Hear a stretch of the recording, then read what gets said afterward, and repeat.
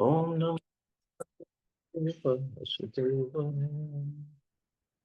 Narayanam Namaskritya Naram Jayam Narottamam Devim Saraswatim Vyasam Tato Jayam Ashtakai Silvadreshu Nityam Bhagavata Seva Bhagavati Uttam Shloke Bhasir Bhavati Naistiki. So continuing with the discussion on Prabhupada Lilamrita by Srila Goswami. Prabhupada is in Chicago and he has given his statement about the position of women according to scriptures.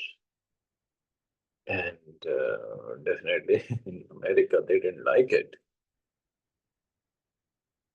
So then another TV crew came to interview Prabhupada.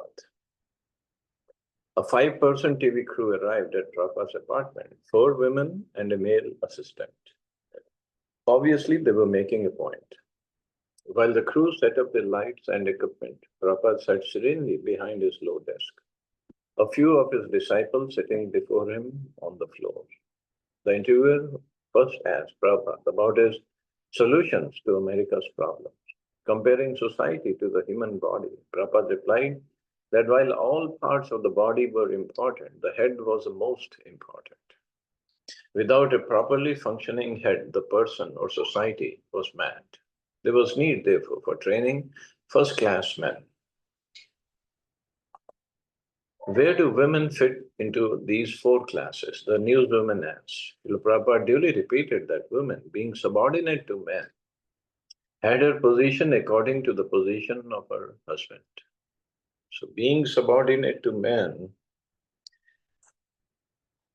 it's just the, as I said, psychophysical nature, that's all.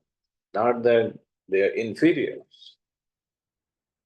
And so it went. The questions were challenges. Do you think I'm inferior to you? The interviewer was out to make Prabhupada appear prejudiced, but he spoke only pure philosophy. Spiritually, they are all one, Prabhupada said. Yet he emphasized a distinction materially between man and women. For example, he said, women can bear children, but the man cannot. Is it possible for the man to become pregnant? Interviewer, what happens when women are not subordinate to men? Prabhupada. Then there is disruption, social disruption. Therefore, in the Western countries, there are so many divorce cases because the women does not agree to become subordinate to men. So that was 1974, and now not only in America, in India, it's so happening so much, this divorce cases. And Prabhupada's point is same, according to scriptures. They are not subordinate. Interview, what advice do we have to women who do not want to become subordinate to men? Prabhupada, it's not my advice, but it's advice of the Vedic knowledge that women should be chaste and faithful to men. Srila Prabhupada returned to the point that women can bear children, but men cannot. By nature's way, he said, as soon as you get children, you require support from the husband, otherwise you are in difficulty. Interviewer, many women have children and have no support from their husbands. They have no husband. Prabhupada, then they have to take support from others. You cannot deny that. Government is giving you support, but the government is embarrassed. If the husband supports the wife and children, the government is relieved of so much welfare contribution. So that's a problem. Man and women unite. The woman becomes pregnant and the husband goes away. Then the poor woman is embarrassed with the child. She has to beg from the government. So do you think it's a very nice thing?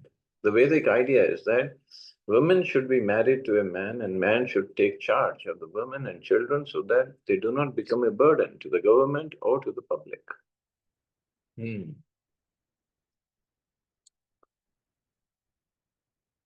So dependent, no, this has gone in such a wrong direction. When women say they are not dependent, oh, we are independent, we can take care of ourselves. then why is so much of alimony and maintenance they ask for during divorce cases? And many times, now it's happening so often. They marry a rich man just to get divorced and get the money out of it. It's happening so often, so much. In India, outside the laws are still strict, but in India, the laws are like that. They prefer, they're biased against men.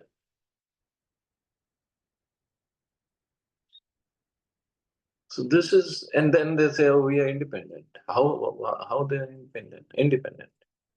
Why you asking for maintenance and alimony and so much of maintenance? I was reading about one case.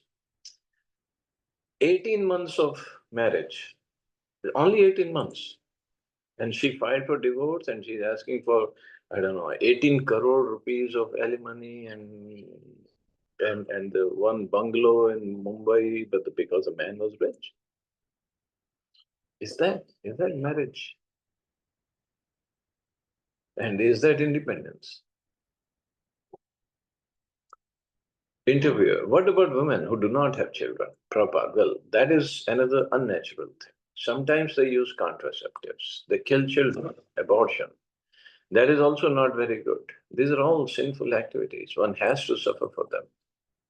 It was a heated interview. The feminist interviewer set on disparaging Prabhupada for his outrageous remarks. Yet he remained strong and uncompromising, arguing in such a way as to point out many anomalies of materialistic civilization. Just like recently, Premanand Maharaj also said, and another Maharaj also said in Vrindavan about live-in relationships and women going out with so many men. So, yes, the way of saying might be different. I won't say wrong, it's just whatever they preferred. But whatever they said was not wrong. And it became such an outrage on the internet and the Facebook. It was full of comments. But what they are saying is according to scriptures.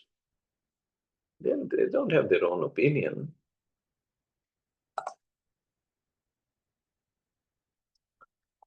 I mean, it is true for men also. But men are little stronger emotionally. So they can handle, they can adjust. But it's difficult for women. Prabhupada did not discriminate against women as a class, and in fact gave women in his Krishna consciousness movement the same opportunity as men. Although the reporter misunderstood him, labeling him as a male chauvinist, actually he was compassionate. According to the Vedic view, women should be protected from exploitative men. Prabhupada was aware that his words were not being appreciated, but he continued, hopeful that the truth would prevail and that intelligent people would understand. The important point was liberation, not temporary social or sexist stances. After the TV crew left, Prabhupada continued the discussion. He said that their becoming angry showed their defeat. They were unwilling to accept logic. Prabhupada, this women's liberation is not successful. It has caused disaster. When the women become dependent on the welfare gift of the government, then the government has to raise taxes heavily for this purpose. If they think it's not a problem, then what can be said? By nature's way, if the husband takes care of the wife and children, this problem is solved immediately. But the man takes advantage and goes away after making the woman pregnant. And the woman is embarrassed and the government is embarrassed. Devotee. And the child grows up to be a criminal. Prabhupada. Yes, that's another problem. So they are not far seeing. Therefore, we have to take advice from Krishna. We are spreading this knowledge that you take your counsel from Krishna, then you will be happy. Satsuru. Srila Prabhupada, if we speak these things on television and the newspapers and people become angry, if all the people become angry, like she just did, is it still good propaganda for us? Prabhupada, no. Then we chant Hare Krishna. But in the Bhagavad Gita, everything is discussed. Varna Sankar and the first classman, the second classman. If we have to push on the Krishna consciousness movement, then we have to discuss. But if they don't like, better to chant Hare Krishna. Don't discuss anything. If you're not agreeable to hear from Bhagavad Gita, then let us chant together Hare Krishna. That's all. But these things are discussed in the Bhagavad Gita. There it is said that when there is unwanted population and it is increased, then it becomes hell. So if you want to increase the hellish persons, then don't discuss. But if you think it's a problem, then discuss. But the problem is people just for some sense enjoyment, they want to make the whole society as hell. Sasrup. As Brahmins, we have to be truthful. In Hong Kong, they asked you what you thought of that guru who says he's God. You said you could not help yourself and you spoke out. Prabhupada, yes, I said he's a great cheat. What can I say? And now it has been proven, as I said in my book, Easy Journey to Other Planets, this moon excursion is childish. And that has also been proven now. Now they don't talk about the moon excursion because they are a failure. The next morning, Srila Prabhupada rode to Loyola Park for his morning walk. On the way, one of the devotees read aloud the news article from that morning's edition of the Chicago Tribune. Forgive me if this story is not well written. The article began, I'm a woman. The article continued. His Divine Grace A.C. Bhaktivedanta Swami Prabhupada, the 77-year-old founder of the International Society for Krishna Consciousness, said so Wednesday. The society is dedicated to peace in the world through love of God and relinquishment of all things material. The Swami spoke seated cross-legged on an expensive-looking cushion surrounded by fresh flowers, microphones, and a burning incense in the conference room. He rented at the Sheraton Chicago Hotel. He is in town for a Krishna parade at 1:30 p.m. Sunday, downstate street, in which he will ride on a flower-bedecked float. Then he'll fly to Philadelphia for more celebration and philosophical chats. He looked occasionally at his gold watch as he explained his life philosophy. His adoring disciples, 5 men, knelt at his side. So this is just to create a scene that, see, this Swami is living life luxuriously, and he is telling us women what to do. How people can present something just to create an impression in the minds of the listeners or viewers or the readers. It's so crazy. And this is what journalism has become. It's not to present the truth. It's to present the truth through the eyes of the presenter, and his or her consciousness is involved, and whatever sells. Whatever sells more, that becomes the truth. So this is not journalism, this is all propaganda. But that's how it has become now. The article continued, implying that Srila Prabhupada was a male chauvinist. He said women do not figure in his class system except as daughters or wives. An unmarried woman is presumably classless. Srila Prabhupada chuckled in the back seat of the car and remarked, that's a fact, she's a prostitute, that's all. If you classify, then she's a prostitute. There is no other way. The devotee continued reading. The Swami now lives in Los Angeles and he trains his followers there. The income is from sales of his books, magazines, and incense. He says he has about 10,000 followers. We do not have so many, he said. It's hard to find a first-class man. It is a pity. Half the population are women. So it's not bad, said Prabhupada. And he offered his own positive proposal for women in Krishna consciousness. Our policy should be that at Dallas Gurukul, we shall create first-class men And we shall teach the girls two things: how to become chaste and faithful to their husband, and how to cook nicely. If they have these two qualifications, then I'll take a guarantee to get them a good husband. So try to do that.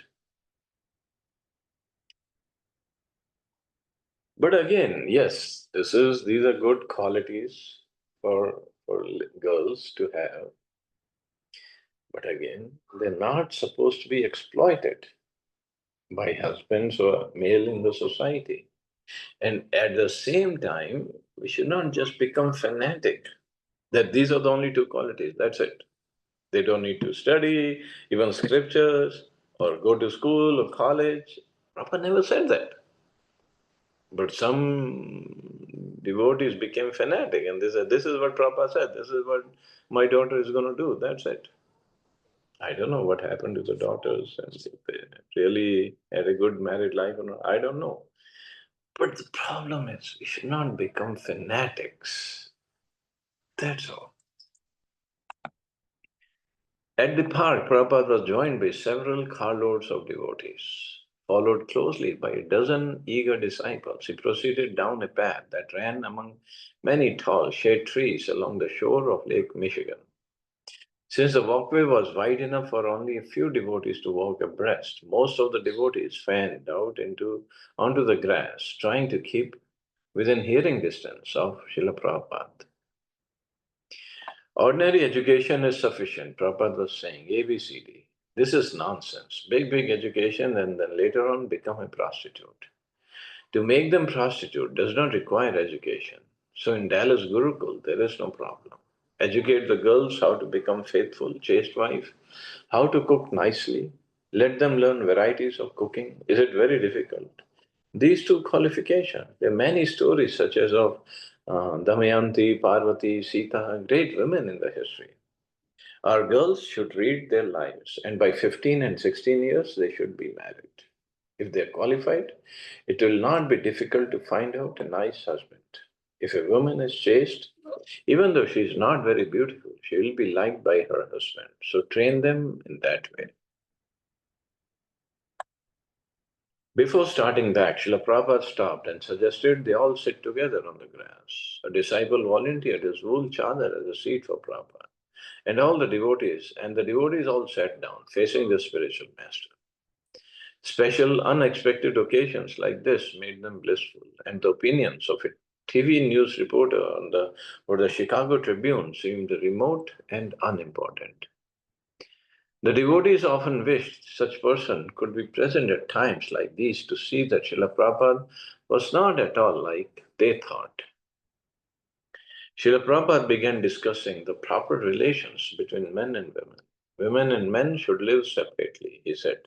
That is also essential. Butter and fire must be kept apart. Otherwise, the butter will melt. You cannot stop it. And here, Prabhupada and women and men should live separately in the ashram or otherwise also. And now, live-in relationships are so popular. Without marriage, they're living together.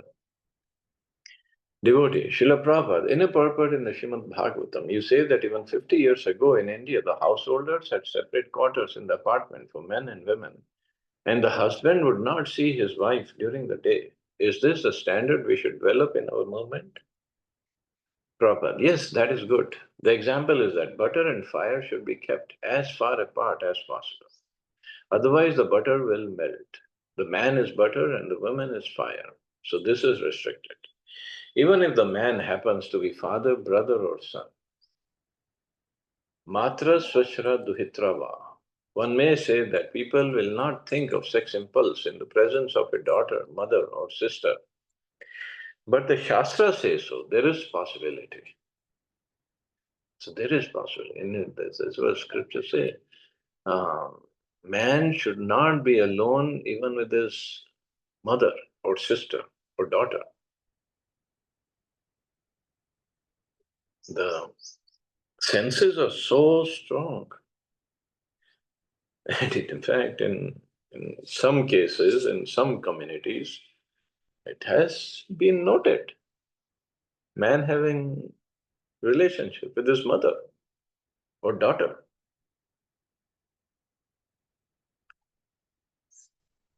So they should not sit together. People may say this is only advice for the 10th class rascal, but the next line of the Shastra says no. Vidvamsam api karshati. It is not the question of 10th class rascal, but even first class. Learn it. He may be attracted.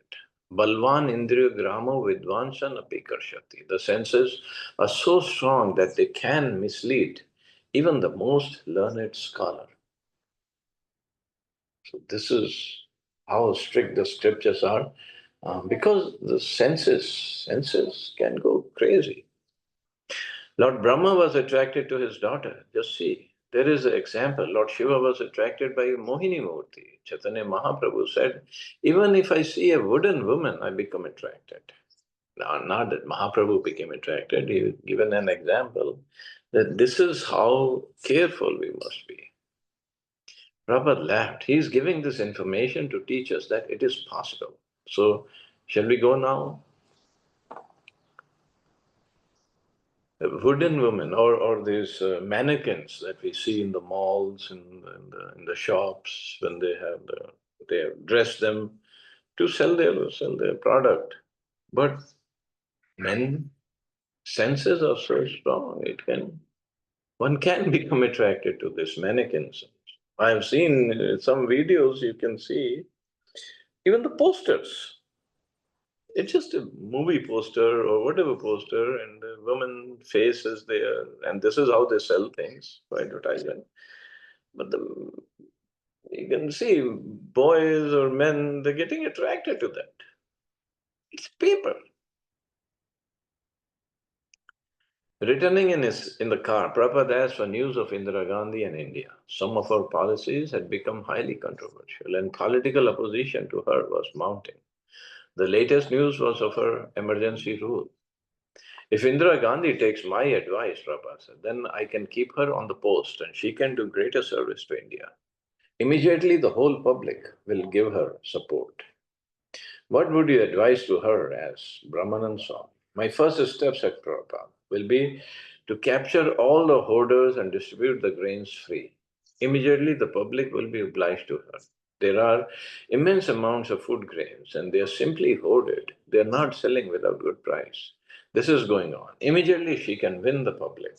Some of the hoarders should be hanged so that in the future nobody will hoard or nobody will keep their grains in their storage away from the public so they can sell it at high price later on. People are hungry and she says that she has got some program to drive away the property. This is the point. If she can supply all consumer goods free to the poor for the time being, then immediately the whole population will like her. And the hoarders should be exemplarily punished. Then nobody will hoard. But to remain the leader, she requires a spiritual knowledge. Otherwise, it will be another disaster. If she wants to remain leader, then she must be a spiritual person. She must become a Vaishnavi. Obviously, nobody would like to take these instructions, but this is what Prabhupada is saying, and this is all according to scriptures. Okay, I guess we can stop here. See anybody has any questions or comments?